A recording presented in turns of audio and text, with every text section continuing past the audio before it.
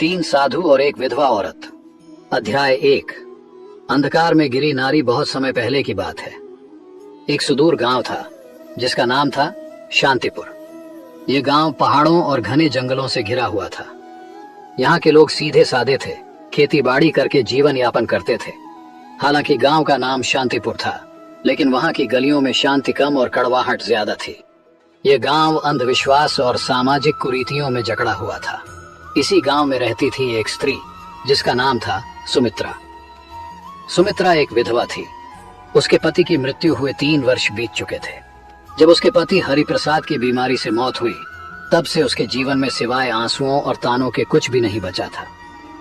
हरिप्रसाद गांव के एक साधारण किसान थे। उनका घर छोटा सा था, मगर उसमें सुमित्रा के साथ उनका प्यार और आपसी समझदारी बसती थी। मगर जैसे ही हरिप्रसाद की मृत्यु हुई, सुमित्रा का संसार अंधकार में डूब गया। गांव वाले उसे एक अशुभ स्त्री मानने लगे। गांव की औरतें उसके साथ उठने बैठने से कतराती। पुरुष उसे तानों और अपमान से नवाजते। बच्चों को कहा जाता कि सुमित्रा के घर के पास भी न जाए।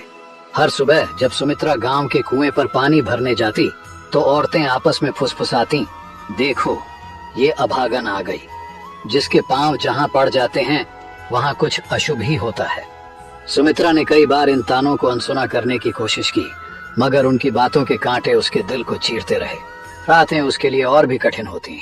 जब पूरा गांव गहरी नींद में सो जाता, सुमित्रा आंगन में बैठकर आसमान की ओर देखती। चांद की चांदनी उसकी आंखों में आंसू भर देती।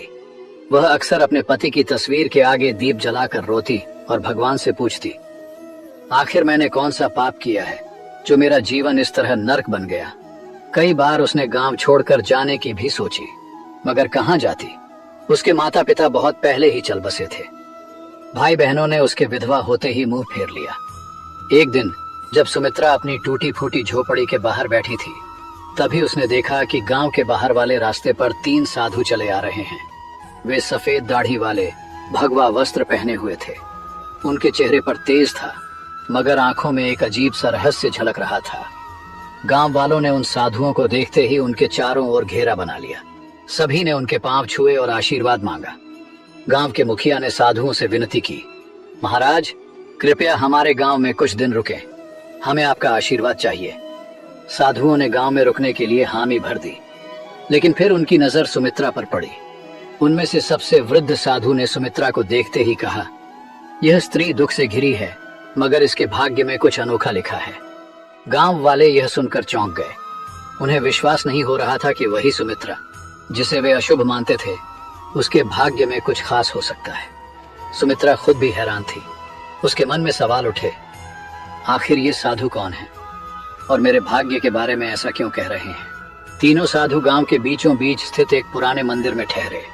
यह मंदिर वर्षों से वीरान पड़ा था, मगर साधुओं के आते ही वहां रौनक लौट आई। गांव वाले उन्हें देखने के लिए रोज वहां पहुंचते और उनके प्रवचनों को सुनते। सुमित्रा भी मंदिर के बाहर खड़ी होकर साधुओं की बातें सुनती, लेकिन गांव के लोग उसे भीतर जाने नहीं देते थे। एक दिन जब सभी लोग प्रवचन सुन रहे थे, तब सबसे वृद्ध साधु ने कहा, हर व्यक्ति के जीवन में दुख आते हैं, लेकिन केवल वही व्यक्ति अपने भाग्य को बदल सकता है जो अपने भीतर छिपे रहस्य को पहचान ले। सुमित्रा को यह सुनकर अजीब लगा। वह सोचने लगी, क्या मैं अपने दुख को दूर कर सकती हूँ? क्या मैं भी अपने भाग्य को बदल सकती हूँ? 3 साधु कौन थे? तीनों साधु साधारण व्यक्ति नहीं थे। उनकी आंखों में गहरी समझ थी और उनके शब्दों में अपार शक्ति। 1। पहले साधु का नाम था ज्ञानानंद। वे आध्यात्मिक ज्ञान के झाता थे। उनका कहना था कि दुनिया में कोई भी दुख तब तक समाप्त नहीं हो सकता जब तक मनुष्य स्वयं को नहीं पहचान लेता। 2। दूसरे साधु का नाम था कर्मानंद। वे कर्म के सिद्धांत को मानते थे। उनका कहना था कि भाग्य से बड़ा केवल कर्म होता है। यदि किसी का जीवन अंधकारमय है, तो उसे केवल अपने कर्मों से ही रोशनी में बदला जा सकता है। 3। तीसरे साधु का नाम था ध्यानानंद। वे साधना और ध्यान के मार्ग पर चलते थे। उनका कहना था कि आत्मा को शांत करके, मन को नियंत्रित करके कोई भी व्यक्ति अपने दुखों से मुक्ति पा सकता है। रात के समय जब गांव वाले अपने घर चले गए, तो सुमित्रा मंदिर के पास आई। उसे विश्वास नहीं हो रहा था कि तीनों साधु सच में उससे मिलना चाहते हैं। जैसे ही वह मंदिर के अंदर पहुंची, तीनों साधु उसकी ओर देखने लगे। कुछ देर तक कोई कुछ नहीं बोला। फिर ज्ञानानंद बोले, तुम हमें क्यों ढूंढ रही हो पुत्री? सुमित्रा कांपते हुए बोली, मुझे कुछ समझ नहीं आता। मैं बस यह जानना चाहती हूँ कि मेरे जीवन में इतना दुहक क्यों है? मैंने किसी का क्या बिगाड़ा है? तीनों साधु मुस्कुराए।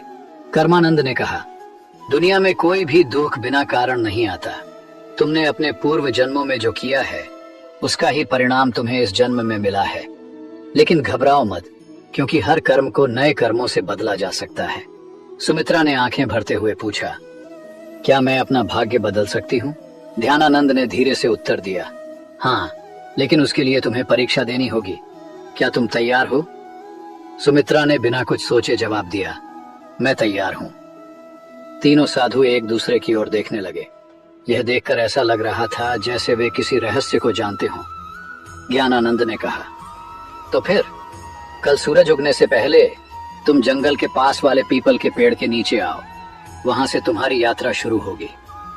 सुमित्रा को कुछ समझ नहीं आया, मगर उसने सिर हिलाकर हामी भर दी। गांव में फैली अफवाह। अगले दिन गांव में यह खबर आग की तरह फैल गई कि तीनों साधुओं ने सुमित्रा को जंगल में बुलाया है। गांव के लोग आपस में चर्चा करने लगे, क्या ये साधु इसे कोई वरदान देने वाले हैं या फिर इसे श्राप मिलेगा?